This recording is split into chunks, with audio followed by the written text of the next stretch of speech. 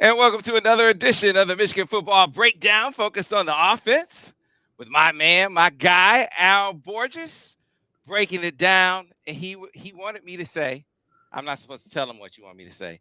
He wants me to say, you watch on Mondays for entertainment, you watch on Tuesdays for education, for the correction, for the key. Is that did I say it right, Al? Did I do you justice? You did, Sam. That was very well put. There's some certain things that need to be placed in order. I don't think there's any question about that. So this is the day that we do that, Sam. Well, folks, you know how we do this on the Monday breakdown with Devin. We focus mostly on the quarterback, right? With Al on Tuesdays, we focus on the entire offense. Just so happens this week, though, Al, an inordinate amount of conversation about the quarterback because we saw some things from him that are atypical, are not are not normal. They atypical for what we have seen from JJ McCarthy in his Michigan career. He's been largely unflappable, Coach Hmm. Al Borges. And by the way, I forgot, you got to give you a resume. Oh, Offensive here we go. coordinator at Michigan, offensive coordinator at Auburn during the undefeated season, offensive coordinator at UCLA, offensive coordinator at Oregon, Boise State. Did I miss any? Cal. I mean, I could go down the line. Yeah, you're not Been an even OC close. You're everywhere, about right? halfway through right now. So this would probably be a pretty good time to stop. Hell, I don't know. The point is, offensive football, football, but offensive football, and quarterbacks. Because there's the X's and O's to coaching, Al. I've learned from spending so much time with you. And then there's a psychology of coaching, and the psychology of the quarterback is the most unique of all. Yeah. Yeah, it can be fragile. It can be really fragile because now you've played 2 weeks of Shangri La. I mean, everything was, man, unbelievable now. You have having trouble finding flaws. When I graded him, I gave him an A- the first week, and I was probably just trying to find something wrong. Second week, I didn't see much of anything. But this week, the nature of the position, things are going to come up. Sometimes some unfortunate things. First interception was unfortunate. We're going to detail that. You probably already talked about it some, but it can lead to other stuff. It kind of gets in your head a little bit. And before you know it, another one comes up, and then, oh man, I got 2 interceptions. I haven't had 2 interceptions in a while. And then you start feeling as though you got to make a play that doesn't necessarily need to be made, but you do it anyway because you're not winning by as much as you're supposed to be winning. And I'm not playing as well as I've been playing, nor are the expectations or the expectations of my players such that I feel obligated. And you start doing some stuff that are atypical. They're not, but that's how you learn at the position. I mean, guys got to do it. You got to experience. Remember, I told you, Sam, years ago. So many things are game specific. You can't get them in practice. You think you can, but the pressure of practice is nowhere near the pressure of 100,000 something odd fans and television and all that. That's a whole different deal. So there's a learning process that went on, but you're looking at a kid that takes this very seriously. I'm not saying he won't make more mistakes. He will. But I think some of the errors that you saw will go away because it's important to him. Yeah, you also it's a reminder of the nature of any team sport that has a long season, and especially when you're dealing with college kids, college young men, I should say. Hard to get up for every game, Al. I'm not offering that as an excuse, but putting it in giving it some context to the performance and perspective. I mean, you Mm-hmm. look at Texas, it was 10-10. So they just come out beating Alabama, right? It's 10-10 in the fourth quarter against Wyoming.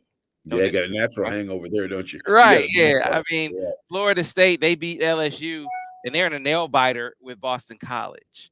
Mm-hmm. Georgia, defending national champs, they take on a South Carolina team that got bum rushed by North Carolina. North Carolina sacked them 9 times. Al, and they And they they were in had a fight. Yeah, yeah, they they were were. in a fight with Yeah. Georgia. I mean, you go down the line, there were so many games like the one we saw Michigan play. Again, not making any excuse, but it's that reminder that I just talked about. You know better than me, having coached so many years. Not saying you're old, just experience. You're not going to be up every single week for every single game. It's a matter of Can you give them that reminder in a game like this of the importance of bringing your A game every single week? I think it's good to get it out of the way. Well, I learned something back when I was studying the 49ers offense back in the way back to the late 70s. And when they got good, Bill Walsh had a statement that was really interesting to me. Now, this is a little more applicable to pro ball, but not college. This does apply in college to a degree. Is he said, if you play 14, they played 14 back then, 14 football games, you can't get up for 14 football games. You can't do it. Okay. Now, you can get up for a certain amount of those, like, the rival games and some of the games, but he says, he goes, you got to win more than half of them on talent alone because the guys are just naturally, it's human nature for guys to have a little bit of a mental or not a mental, an emotional letdown a little bit. Okay. So, and they're playing Bowling Green where everybody expects them to drill them, right? So that's one, your talent's got to win the game. And it kind of did. At the end of the day, it kind of did win. But you just can't expect to stay at that feverish pitch emotionally every single game. Okay. Now, when you get to Ohio State or Michigan State or, those games, they kind of motivate themselves, Sam. You know what I mean? They kind of motivate themselves. Everybody's talking smack, you being at the top of the list of that. So everybody's kind of fired up naturally, but Bowling Green is not a game that they're going to have be at an emotional high. So you got to play. You got to take pride in how you play and and win because basically you're not going to screw it up and you're better than the other team. Yeah, I want to I give don't, Lefty some credit too. Scott Leffler, Soup Campbell, Steve Morrison. I mean, these are all Michigan guys. oh, your homeboys, Kevin yeah, yeah, Gold. they Yeah, were. hey man, they had those dudes ready to match the emotional intensity that we had seen from Michigan the first 2 weeks. Yeah, That's and that's another issue now, Sam. They are fired up to play. right. Okay, so they don't play. How many times is Bowling Green up playing in front of 100,000 people? How about none? Just one time. Okay, you got a staff that's all got Michigan roots, big time Michigan roots. Um, they're getting them fired up, so they're coming in breathing fire, and you're out there. You're not going through the motions. I'm not going to say that they weren't doing that, but you are not at an emotional high that you would be maybe in another game. That's simple. So you mentioned at the onset, and we'll get into your broad brush, and I imagine this is what you'll lead off with. JJ, his first 2 weeks, you came out of both games saying, "Man, Sam, this is a different guy. Just his Mhm. footwork, his mechanics, his always in this passing profile as he breaks the pocket. He's he's taking what the defense gives him every single time. These were things that were just they felt they were so routine over the first few weeks. It felt like they were hardwired.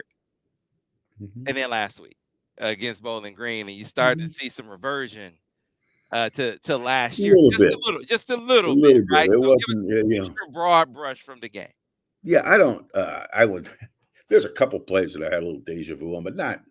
I don't know how much that played into what the interceptions and such. I don't know. That I think the first one was unfortunate. There was a structural error there too. That wasn't all on the quarterback, in my opinion, anyway.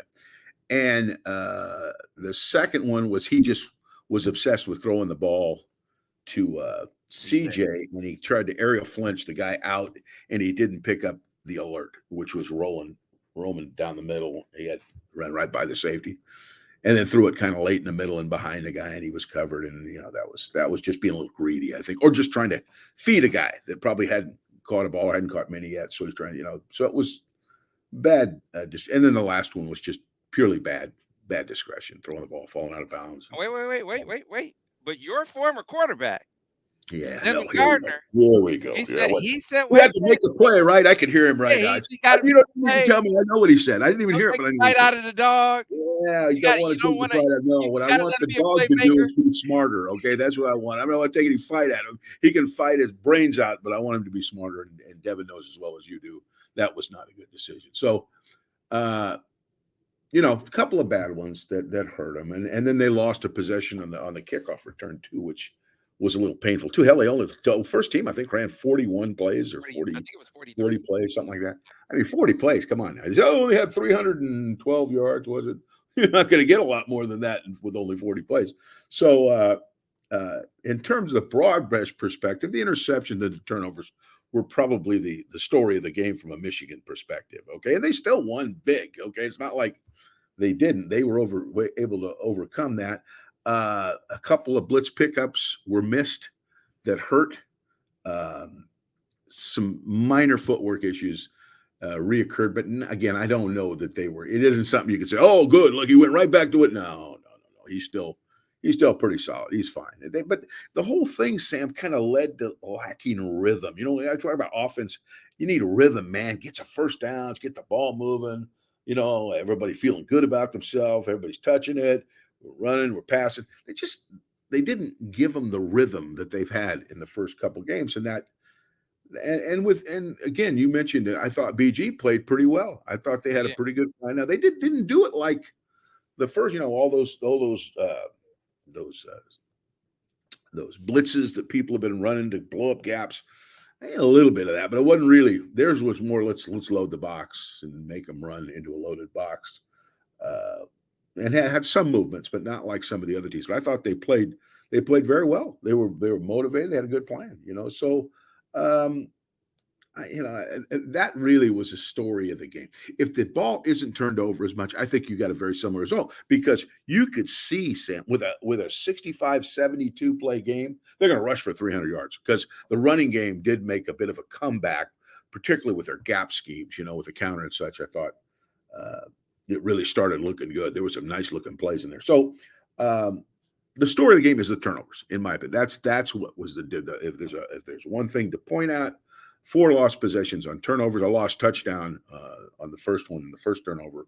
They were inside I think the 5 or 6 yard line right in there. So that's really the story of the game. yeah. To me, well, the play that I'm thinking of when I say reversion, he has some riverboat gambler in him, right? Where Mm-hmm.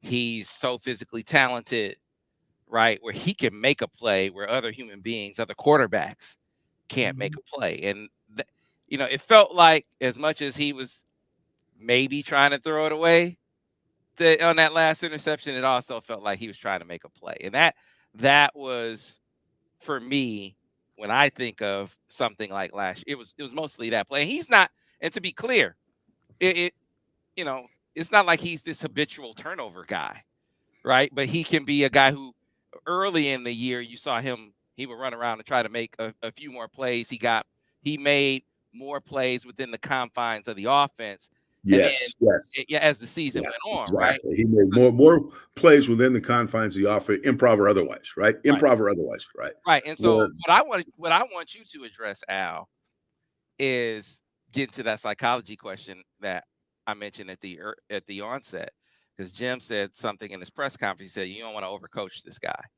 So Mhm. you had K McDowell, Jason Campbell, you've had first round quarterbacks and talent like Denard, Devin.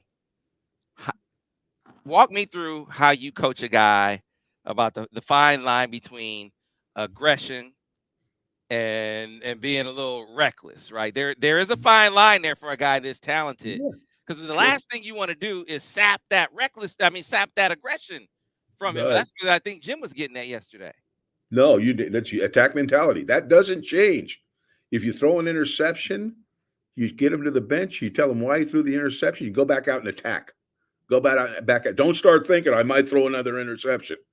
Attack, attack mentality, and then just use good judgment. And I use a lot of baseball analogies. Devin never liked that because he didn't play baseball. But I mean, Barry Bonds hit 1,000,000 home runs for more reasons other than steroids. He tried to hit the ball over the fence when the ball was in the zone where he could hit it over the fence, right? But if the ball wasn't in the zone, you know what he did? He took it, and he took more walks than anybody in the history of baseball. The quarterback's got to swing for the fences. In his mind, I'm swinging for the fences, but I'm not swinging at a pitch in the dirt. You understand? I'm always going to use it. That's what great quarterbacks do. They always have good judgment, but aggressive mentality. I want it, I want it, I want it. It's not there. Check it down. I want it, I want it, I want it. It's not there. Move my feet. Make sure I've got people in my vision before I throw the ball. I don't throw the ball falling back or desperately avoiding a sack or running out of bounds. A lot of quarterbacks will tell me, Coach, I was throwing the ball away. I said, listen to me. I heard that for years. Okay. I'm throwing the ball away. There are three criteria for throwing a pass away. Three. Okay. I finally made it finite. Okay. One is you are throwing the ball into the ground, you are throwing the ball clearly out of bounds, or you're throwing the ball over the end line. If the ball doesn't land in any of those areas, you were not throwing the ball away. And if you did, you're lousy at throwing the ball away. We got to get you better at throwing the ball away. So attack, attack, attack, check it down, attack, attack, attack, throw it away, attack, attack, attack, put it where only the good guy can get it with good judgment in a one-on-one situation. But don't stop your attack mentality. Yeah, and so yeah, this is a kid that I know. Um, I am I am careful to not take for granted what I know about, because I'm really not that concerned. Right? I'm not concerned about how this game is going to affect him.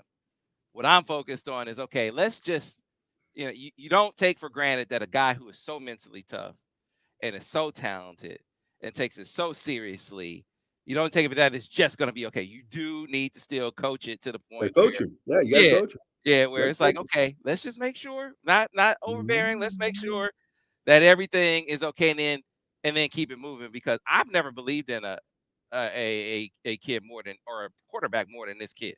Mhm. Like he's that dude. And so he came over after the press conference. He's up there, Al. He's taking responsibility, as he should. He played poorly, Mhm. right? So you should take it. And you could feel that he it was almost like he felt like he let his team. They won, and here he is feeling like he let his team down, right? You could sense that with him up there on the stage.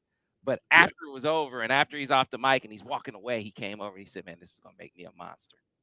This is Mhm. gonna make me a monster." But that wasn't him saying I wasn't prepared. I wasn't preparing. For No, me, that that was him saying, "This is just gonna make my focus that much sharper, where I mhm. won't have a letdown like this again." Right. And that's, I think, what you're going to get. But here's the deal: as a coach, your job is to critique and fix mistakes. Okay. The definition of a bad coach, Sam, is a coach that watches something done wrong and says nothing. The definition of an average coach is a guy that watches something done wrong and tells the player that he did it, uh, what he did wrong. Mhm. But the definition of a good coach is a guy that watches somebody do something wrong and makes him do it right without putting the fire out. Okay. We don't want to put the fire out. We want him, again, like I said, attack mentality, use good judgment. Use good judgment. And there's going to be times where the attack mentality has to be tapered a little bit so that we're not putting our defense in a bad situation or losing possessions or whatever. So, where's that line? Show me the play and I'll tell you. Yeah, so as a coach, I think you go through the film. Devin was talking about going through the film with you, and he said there's a way to do it, to show a Mhm. guy what he did wrong, and then talk about the why and keep it moving. Don't dwell. But then there are Mhm. those where it's like, okay, that's not your fault. I'm not saying you give him a complete pass for that first interception, but there's some turnovers that where the blame can be spread, and it Mhm. felt like Sure. that one, as much as blame can be spread for an interception, you could talk about the route, you could talk about the design, maybe depending on what the route actually was. You talk about the call, the defensive call was great. You talk about the individual play was great. All of those things contributed to the first turnover, to the point where I'm like, hey man, if I'm a coach and I've never been, I was like, JJ, hey man, that there's a lot that's not on you.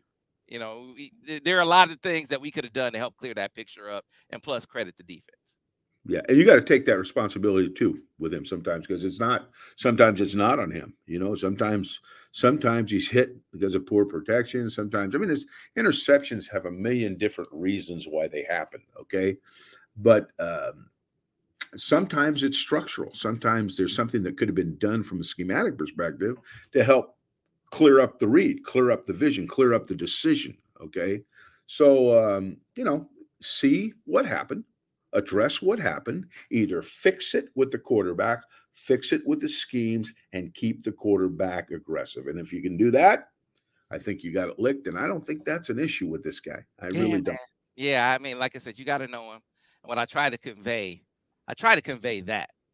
Like, the last thing you got to worry about with this player, this dude, is that he's not gonna take what that it was a game they won going away, but he's gonna take it seriously to the point where I'm gonna be better for it, but he's also not gonna dwell on it either. Like you keep it moving.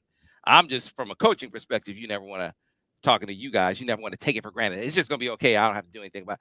No, just make sure and then grow from it moving forward. Mhm. Now, Yeah. all this conversation about the quarterback, Al, has kind of made the running game, like you talked about, has kind of made it a footnote, and it shouldn't be because they took a step, and I really think we saw the emergence of Ladarius Henderson. I mean, Mhm. I don't think it's hyperbole to say that it was his coming out party, and he sort of the competition is now really on now that he got some time, some meaningful snaps during crunch time in the game. Yeah, I just like his athletic ability. I mean, we looked at him in off season when he's at Arizona State. He got injured during the season, missed several games, but he looks very athletic. Now, Sam, you mentioned he did not participate in the spring, No, right? he did not. Then that I'm sure is a bit of a factor in that on why he hasn't played as much in recent games. But you got a little sample size this week. Yeah, I'd like to see a little bit more, but he looks athletic. He looks like he's aggressive. He doesn't seem to be. I didn't see anything that I would identify as an assignment error. Although Sharon may see something that I don't. He knows it much better than I do. But I think he's a factor, and I think that little tackle rotation could get a little dicier now, knowing that he is as capable as he is. Yeah, he the aggression, his aggression in the run game. Look, he's physical. Like, the physicality and athleticism Mhm. jump out at me with him out there. And so now you're looking for, is he assignment sound? And you just said he was assignment sound as well. I He don't know. looked at Simon Sound, yeah. Yeah, I don't know if he's going to start. So full disclosure, I don't know that, but I'm confident just watching the tape, and having my eyes, what I see, be confirmed by your expert eye. You like it when I call you expert, by your expert eye, Al. Is I- yeah, I could. Okay, yeah. Oh, yes, you're an expert, Al. All right. 'Cause An expert is in the eyes of the beholder, Sam. but you ask people on the inside, it's like, hey man, am I off base? Saying, man, he played well. It's like, no, you're not off base. He'll No. play. He'll play meaningful snaps in this game. I don't know if that means he starts, but there will be a rotation with him while the game is still in question. Now, beyond that, because it was interesting to me that when he went in, they flipped Carson to right tackle. So that Mhm. seems like the rotation right Yeah, now that is, that's what I thought was gonna yeah, happen from the get, to be honest with you, but things happen that you don't know about that dictated what they did. They know what they're doing now. I mean, I thought that would happen from the beginning because they look natural at those positions. You know what I mean? And I think what's going to happen is the more he plays, the more they're going to want him to play. So, players getting games, their stock either goes up or it goes down, and it usually doesn't stay the same. So, but from what we saw, again, it's not a huge sample size, but it was enough. I see him being in the game more. yeah, man. It's one of those deals where I'm I'm I was encouraged. I mean, it's Mhm. a lot. We're talking so much about the quarterback, right? Okay, we should. But man, Al, that running game, if you're looking for a sign that they're, you know, taking a step toward the what did he smash? They were smashed last year. They were ground and pound last year. If you're looking for progress in that direction, well then guess what, man? Guess what? We saw some progress in that direction. Yeah, we Did did. we not? We did. We did. And it was mostly with their gap schemes, but it was everything. I mean, they ran a couple very nice zone plays. They ran an open side zone that we're going to show in the illustrations. They ran a split zone that was really nice. They had a beautiful counter to open the game. I mean, it was just gorgeous. We got a bluff zone in there from Sure did. JJ carrying the ball. Yeah, I mean, there was some stuff that brought back some memories of last year. Hey, So wait, quick sidebar. Is this made up? Did Jim Harbaugh's on BT and then just somebody just came in and said, hey, now listen to me, Al. If Jim Harbaugh said that on, you're never gonna hear the end of it, Al Borges. wait a minute. Let me get this straight. Jim Harbaugh called you an expert. The head coach is practicing politics, Sam, while the businessman clearly gets stoned. Yeah, no,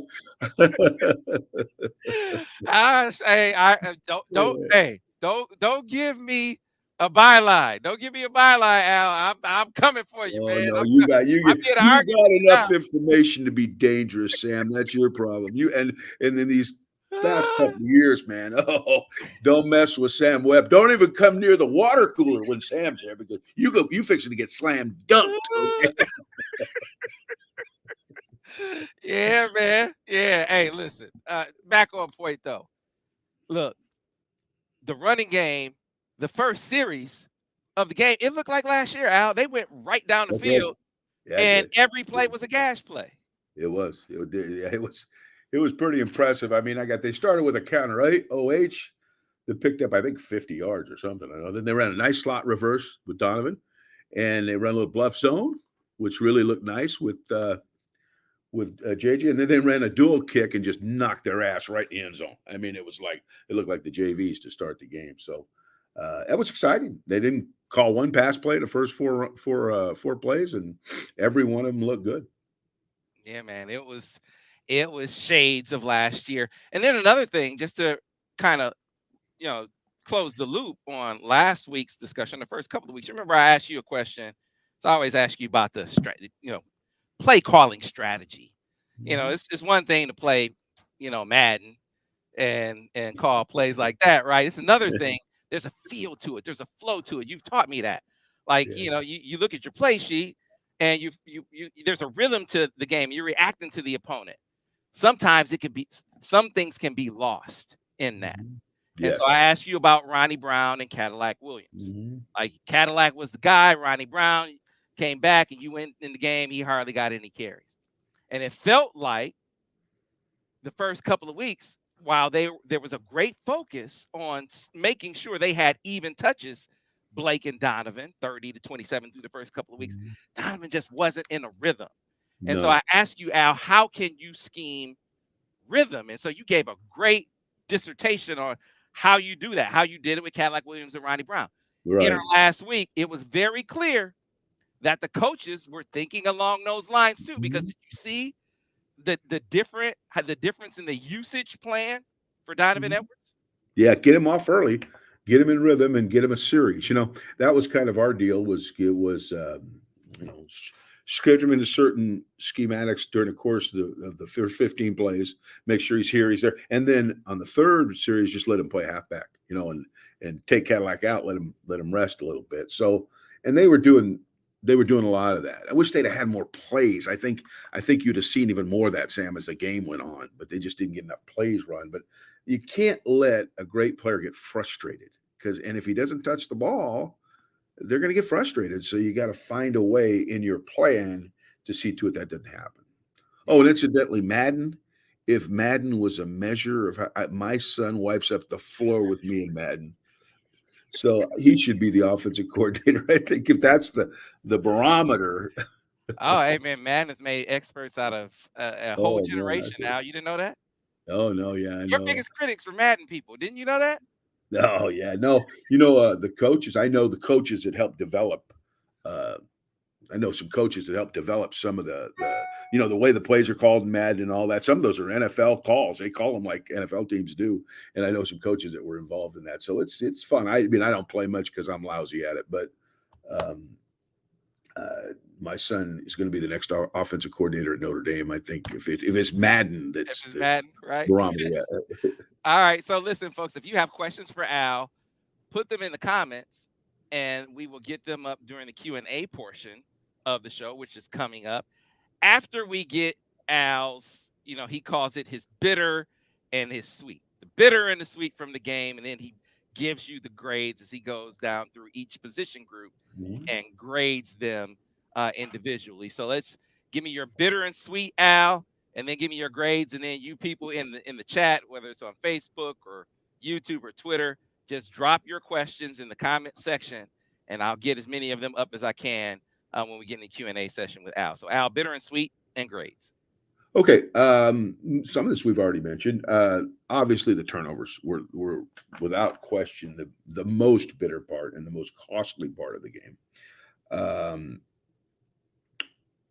the blitz pickup, there was some errors in some blitz pickup. I think that were costly, and I'm not sure who's, without knowing who called what, that you can't be certain who those mistakes were by. But there were some times that there was a couple of blitz pickup miss, and a periodic. And again, I don't want to overdo this because I don't think it was that bad, but there was a couple of footwork flaws by JJ that nothing like it's been, but still there. And then the lack of rhythm, the inability to get into the rhythm of your offense, and again, it goes the residual of the, I think, the turnovers.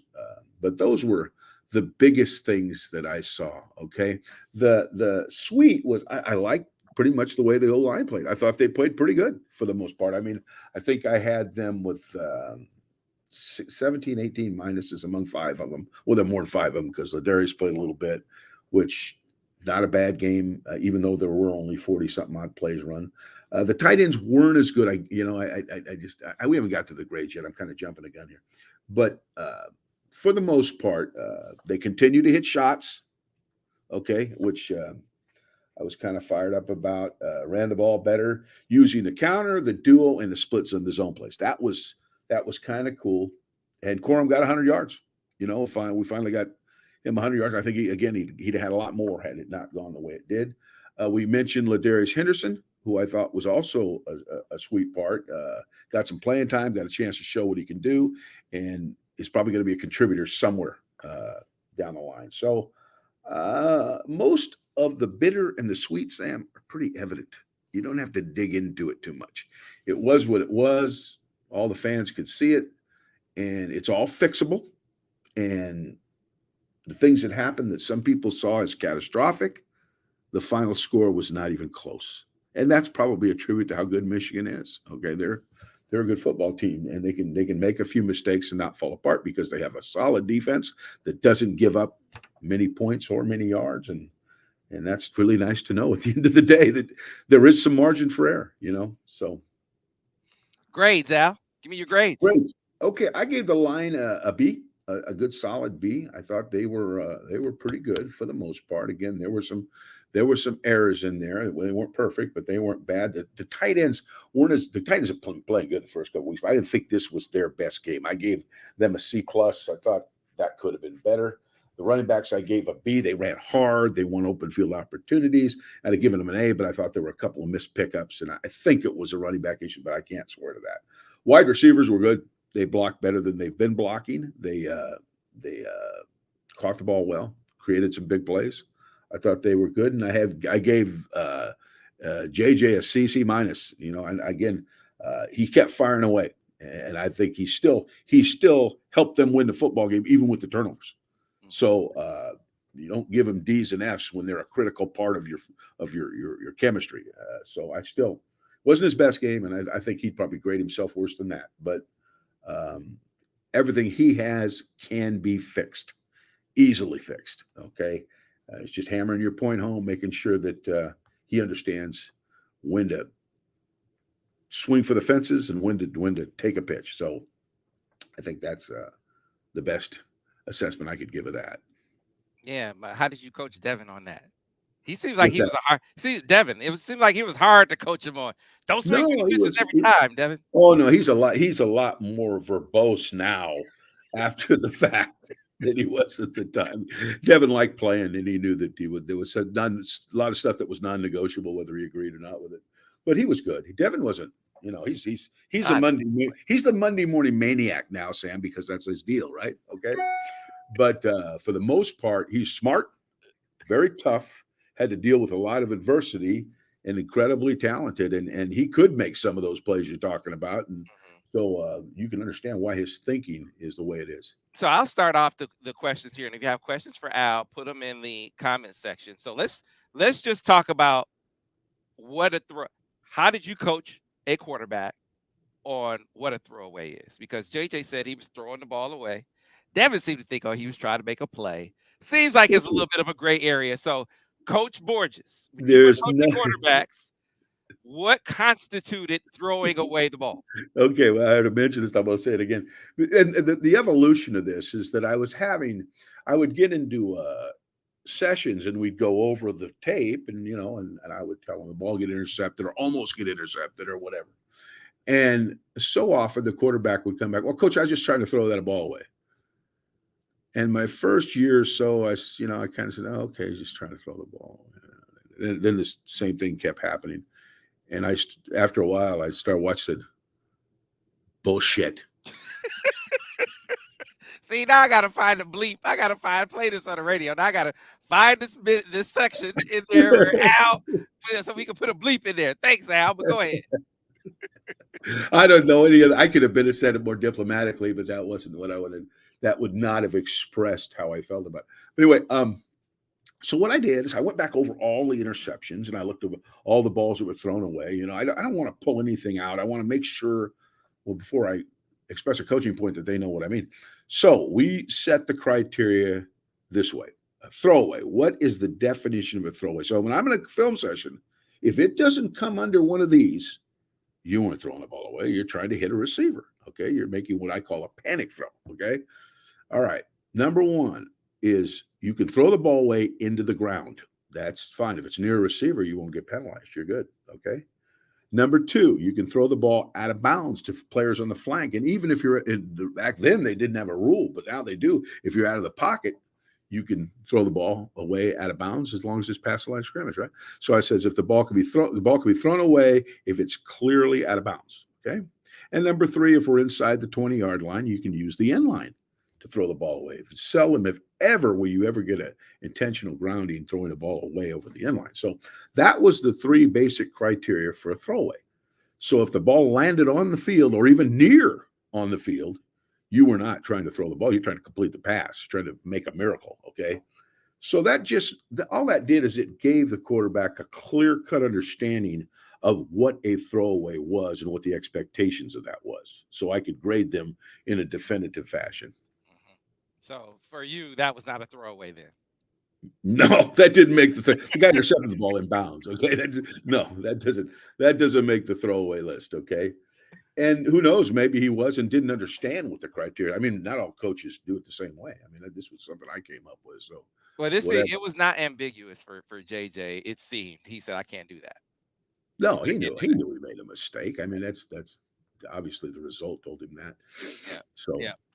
All right, let's get to the questions from the people. If you have questions for Al Borges, put them in the comment section. I'll get as many of them up as I can. This one from Nala says, question for Al. From a coach perspective, what would you tell your quarterback, JJ, to come back to normal? How to bring back the old JJ? Well, he's not that far gone. It's like only this if this is a new JJ, he's only been here for 1 week. yeah, yeah, he hasn't died and go to hell here. He's doing all right still. I mean, he got a couple interceptions. We don't want to panic on that. But I think we talked about earlier is just to tell him stay aggressive, but be smart. And that's really at the end of the day. Be smart about using good judgment, particularly out of the pocket, because that's a lot of times when you're out of the pocket and you're trying to buy time to make a throw, you almost feel compelled to have to release the ball for a big play, particularly if you need a first down. So you just got to use good judgment. I don't want to put the fire out. That's the biggest thing is make sure they stay aggressive. So I'm not happy about the interceptions, but I'm not going to make it so he's so scared to meet with me on Sunday that he's going to be afraid to be aggressive. That's probably the best way to say that. All right, let's get to the next one. Okay, so I'm before I put this up, I'm gonna say, Mark, calm down. Mark, Mark French, calm down, man. 3-0. They won 31-6. The quarterback is had an off. Your team had an off game. Still won 31-6. It's gonna be all right. But he said the offensive line rotation, lack thereof, non-existence of Donovan and Colston a month in are concerns. A third of the season is over this weekend. Rod Moore and Will not being around. Problems exist. At least the offensive portion of that, Al, can you address? Are you concerned about the offensive line rotation? Do you feel like Donovan and Colston are concerns at this point? I'm not worried about either one of them. Donovan is, again, when you get more snaps, I think, and you saw in this last game, Donovan's going to be more involved. Just you can't, and it's not going to. With only 41 snaps, he's going to be only going to be involved so much. Okay, particularly when you're still trying to feed Corum. Colston has still been a factor. He's made a couple of plays, a couple of very nice plays, and again, I think the more snaps you get, the more he's going to be a factor. So I don't worry too much about that. When you talk about the offensive line rotation, that would be the one I think that would get my attention the most, in that I don't like rotating offensive line, but because they have so many nice alternatives, after 3 games, you'd like to kind of settle into the 5 you want to play and let them acquire some chemistry so they can play in concert. That would be the one thing, and that I think is legitimate. But I think all those other things will work themselves out as there's more snaps. Okay. Yeah, look, they I think see to his point. So Mark is looking at Donovan toward the end of last year and looking at the beginning of this year, and it's different. It is. So I want to acknowledge that. It's not like, what you're saying is completely out of bounds about, hey, they need to, No, there's some things to work on, but it's not, I mean, it's not panic time. And and, no. and they started to address it. Like you can see a tangible approach to Mhm. getting him on track. And I think it's just a matter of time. I mean, like you said, Al, if you play a normal number of snaps, they rush for over 300 yards, and who knows what Donovan's portion of that is going to be, right? Because he's Mhm. going to get more touches. They played 43 snaps last week, though, Yeah. And they have Sam in 3 games, they played 62, 62, and 43. and And that was that's all the reps without the twos in there. Okay. exactly. So that's just not a lot of plays, and it's going to reflect how much these rule changes are going to matter. I mentioned that in the first show. They're going to matter in terms of touches. So you got to be real judicious about you go about when you put together a game plan and make sure the people you want to touch the ball get to touch the ball. So Here is a great one, Al. You'll love this question because it taps into your expertise, right? And we kind of touched on it a little bit already. So Tyler W wants to know, Al, how do you call plays when your QB isn't seeing things like you expected? Now, let me set this up a little further. And I think this question is not just based on what we saw from JJ over the weekend. It's Devin yesterday said, man, I've never told Al Borges this. He still calls you coach. He never told Coach Borges this, but I hamstrung him as a play caller at UConn. He said, man, I made his job really, really hard because I just wasn't seeing it. He was calling plays that he knew I knew like the back of my hand, and I wasn't hitting them. I hamstrung him as a play caller. So, given that as some context here to that question, how to go back to Tyler's question? Do you call plays when your quarterback isn't seeing things like you expected? yeah, and sometimes it's not seeing them. It's just sometimes they're dealing with some accuracy issues. That can happen, and it's happened to almost every quarterback that's ever played the position. I remember listening to Steve Young talk one years back. I think they were playing Seattle, and he couldn't hit a cow in the ass with a bass fiddle. I mean, it was bad. Okay, he just was missing throws, and he went to the sideline and he told the court, he goes, What did you just he say? goes, he He could goes, what? will you stop? Okay. He says, call stick routes. Just call stick routes. Call stick routes. I can hit stick routes. So that's how Steve got back in rhythm. They just changed the formation, kept calling stick routes, and he got back in rhythm. Now, in Devin's situation, see, the thing you had with Devin could run.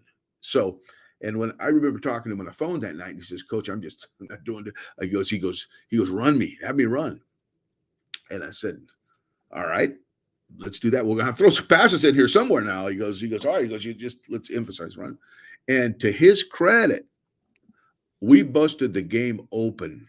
Okay, when he audibled against a blitz to a speed option, and pitched the ball to Fitz Toussaint, who ran for a touchdown.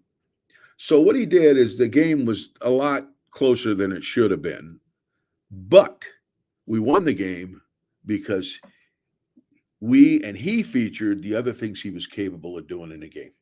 Okay, would we have liked to clobber UConn? Heck yeah, we would have. But we got out of there with a win because we didn't try and force the issue too much. Okay. All right. So, but he did hamstring you. I'm surprised you didn't take that opportunity. No, You didn't take an opportunity against no, Devin he told you what. Gardner. Yeah, he told you what happened in the game. I don't. He was just not feeling it. But it's not. Hey, let's just.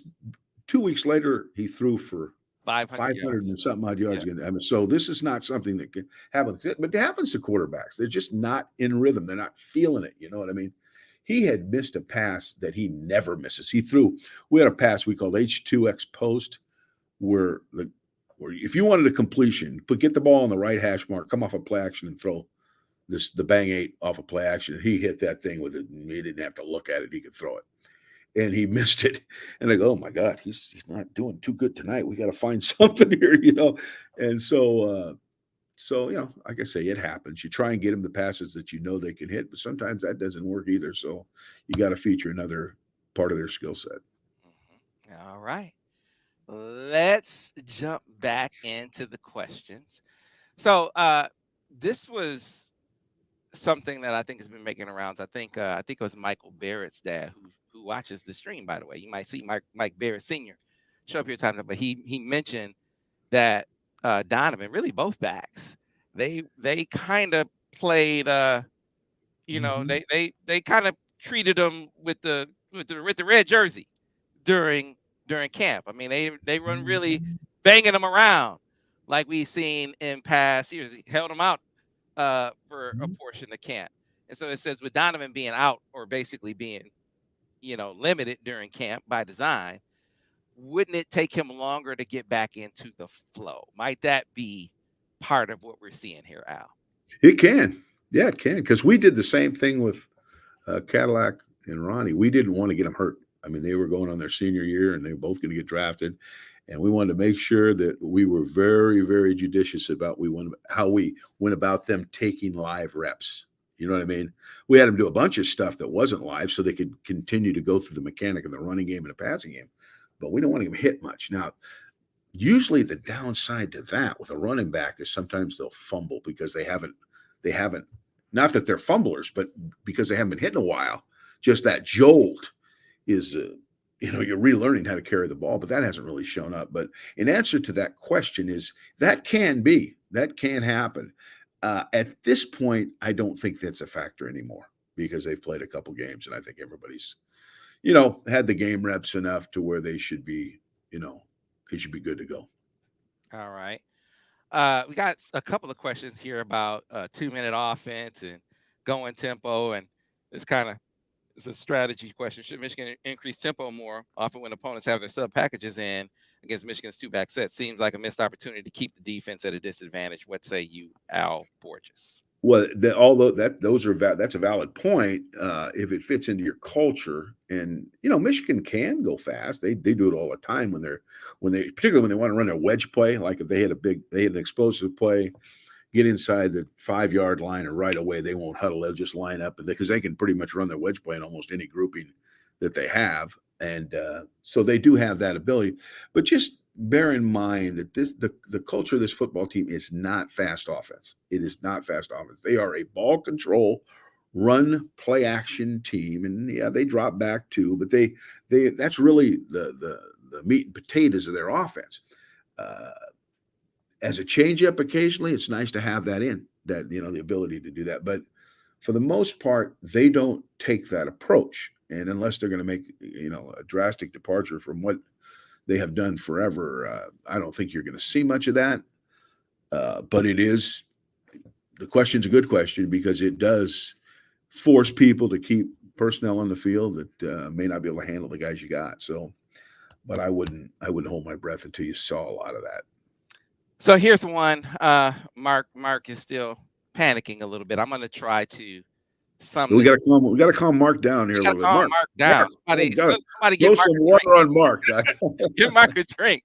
Mark French, he says, and I'll rephrase this question, but he says Miles Hinton doesn't seem to have the footwork and pad level to be consistent yet in hitting and sealing. Barnhart seems better on the right side. Henderson wasn't around for spring to get chemistry. So here's how I want to wrap that question in a nutshell.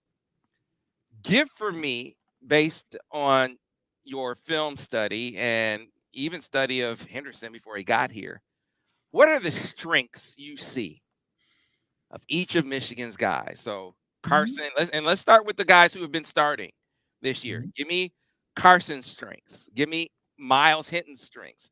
Give me Ladarius Henderson's strengths.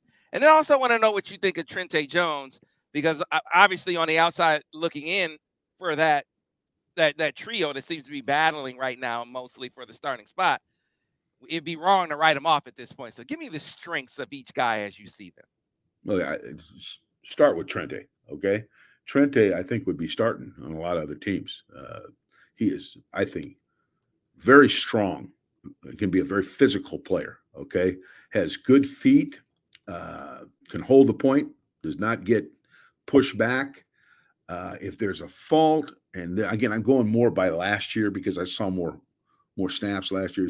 He will occasionally have an error, a mistake where uh, and they weren't. It wasn't a blatant. It wouldn't happen habitually, but it was there. So, and in the coach's mind, they don't like that now. Assignment errors. Ooh, some guys don't just have too many of those, and it'll get you on the bench.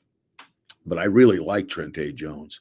Um, Hinton is a good pass protector. Okay, playing at Stanford, he probably learned that from day one. Not as solid in the run game as I think probably Barnhart is. Uh, does not make a lot of appear to not make many assignment errors, but in terms of having to recover off twists and things in a run game, he's not as quick to do it. Okay, but he is powerful and he is athletic, and I think is a good solid player. Barnhart, again, I said this from the beginning. I think he's more suited to the right side, but may fit on the left side for him right now. So they're doing what they feel they have to do.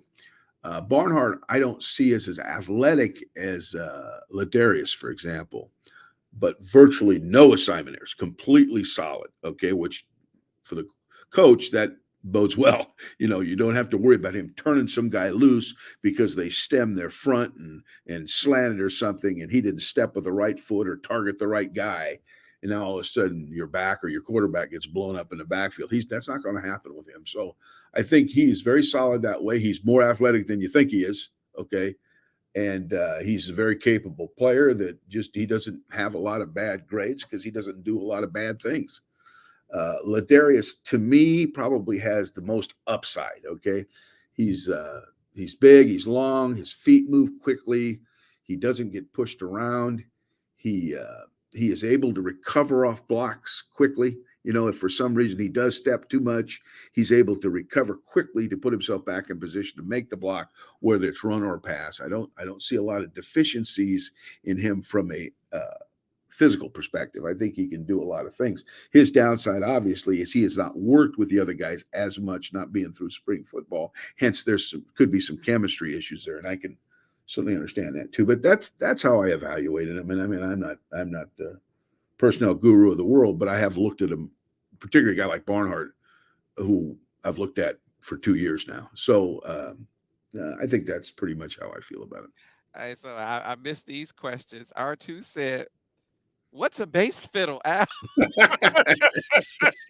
Cameron Diggs said, "Couldn't hit a what?" it.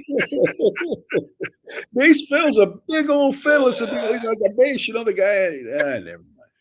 You know how the dude plays it usually in a country band. The guy's playing. That's a big old deal. And if you can't hit a cow in the ass with that, man, you can't hit nothing. All right. All right. Here's another really, really good question. And I wonder how you would react if you were coaching right now. John Mackle says, Al, do you think new clock rules should impact play calling?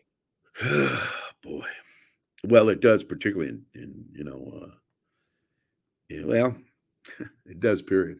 Yeah. Does it affect how I would call the game? Everything in the game is situational. Okay, so is it going to make a difference in how I call third down? No, I'm going to call a play that's going to hopefully get 7 yards, if it's 7 yards that you need. If you're inside the 5 yard line and you want to put a short yardage group in, I'm not going to worry about the clock unless there's very, very little time left to do it. So, not a ton, but as the clock plays into that situational football, yes, it does make a difference because you are running less plays. It really, what it does, Sam, probably affects more your game planning, knowing that guys like Donovan got to touch the ball a lot, right? Uh, and that there's going to be less plays. So we got to make sure early in the game we find him touches before we run out of time, right? So it can, yeah, it can. But I think the planning is the number one thing, and then just dealing with the scenarios and seeing how the clock affects those. All right. Here's another one. I don't know if you've been in this situation. Al, do you think Sharon being head coach and offensive coordinator impacted the offensive rhythm? I think I should ask this question, but I think I think he leaned on um, on Kirk a little bit during the game, during the week, and during the game as well. I have to verify that, but Al, would that affect him? I mean, we see head coaches that are play callers, though. Oh, sure. Yeah, but they do it all the time. It's Yeah, something you true. do all day. It's their again, I talk about their culture. If that's their modus operandi, that's what they do. I don't know. If he was the head coach all the time trying to do that, I think it might. Mhm. But doing it just in the one game, I'm betting he just wore both hats. When he had to call the game, he was wearing that hat, and they asked him if they wanted to go for it on fourth down, then he wore that hat. But I don't think, uh, based on the fact that it's a temporary thing, that it probably had much impact. All right, this is the last one. Apologies for not being able to get to all the questions. We'll make sure that we try to squeeze in a few more next week. But Jay McCaha Fitz says, Al, is it easier to hone a quarterback back in after a three-pick game or versus if they're going on a tear and playing unbelievable? No, it's not easier to rein him in after a three-pick game. I'd much rather coach a confident player, you Mhm. know, and three picks did not bode for good confidence. But that's why and we've already talked about this at nauseum. You got to make sure that he doesn't lose that confidence. But I'd much rather coach a guy that believes he can do no wrong, and then iron out the wrinkles as you go, than a guy that's not sure. I just don't think he's at that point. I think now if this happened, you know. Uh, this was more, if it was a trend, then I would be more concerned. But I don't I don't think so. I don't think it's an issue. And I think this next game we'll get you. We'll tell that tale. Al, I think they're gonna make T-shirts. Cow in the ass with the face middle. I think they're gonna make T-shirts about that one, man. All right, Yeah, I'll Sam. squeeze one more in because this is just such a good one from Light Line on the way out. Says Al, what offensive unit needs to improve the most in your estimation, and in what area? I would say the offensive line has to gel um, as five players together. Okay, and once they do, the team will take off because those they got so much talent at all the other positions. They'll just go. But I don't. I think they just have to gel. I hate to even say improve. By gelling, they will improve. I guess that's a residual of gelling, but I think that they have to gel by playing together. Okay, because it's such a chemistry position. I mean, it's the guy next to you knowing what the guy next to him's doing, and the guy next to him's doing, and making the calls, blocking the fronts. There's just so many things that go into that. You know, uh, a lot of margin for error with five guys. So that's the one team. That's the one position that I'm sure Sharon will get them going. And we've already seen signs of it already. So I'm not really concerned about it. So Al, preview the film study, the upcoming film study that we are about to do and release coming up here in a couple of days. But the focus, some of the plays that we are going to break down, kind of highlight them for the people. Well, we're going to see the interceptions. We have to address the interceptions. I mean, we got to look and see what our take on it is. And remember now, There's stuff going on out there sometimes that I don't know, and the fans don't know, certain deals. You gotta, we just project what we think has happened based on our experience. That's what we do. Doesn't mean it absolutely is what happened, because there may be a coach to watch this and say, no, that didn't happen, blah, blah, blah, blah, blah, because that's what I do. Okay. So, just understand that. And then we always look at some of the compelling plays, the bluff zone, the first play of the game. I told the fans last week that, when they go to the water cooler, they're going to know everything there is to know about a counter, because we're going to detail the counter play like it's right out of the playbook, Sam. How much time do we spend on that damn counter play, huh? Oh I my mean, God. we're going to talk about that. I mean, look at the guy, that dude's guy can see that little worm walk up to you and say, they can run the counter and say, you know why? Because they didn't get the deuce block. And the guy looks at you, what's a deuce block? Well, if you'd watched the show, you'd know what a deuce block is. Okay. So, we're going to talk about that. And then we're going to talk about, again, some of the compelling plays. But I think it'll be good. I think it'll be, it's not all Shangri-La this week. There's a few deals, but Hey, hey, look, always fun. that's what we do. We don't just. It's not all sunshine and rainbows. We talk about the good No, and the bad. no, no, Sam. No, we got. Sometimes it's just not all you want it to be, and you can't deny it. Deny it's not a river in Africa, man. We gotta make sure everybody understands why we do why. This is where Denial. all the BS goes to die, Denial is dude. not a denial is not a Denial, denial is not a river yeah. in Africa, Sam. Didn't I say that? I maybe I No, didn't say that's that. not what you said. Well, whatever. Okay, you got the idea. But this is where all the BS goes to die. We know that. So we're going to let people not only hear it from us, but also see it in the telestration. So, All right. So to preview a couple of things, we got the film study with Al.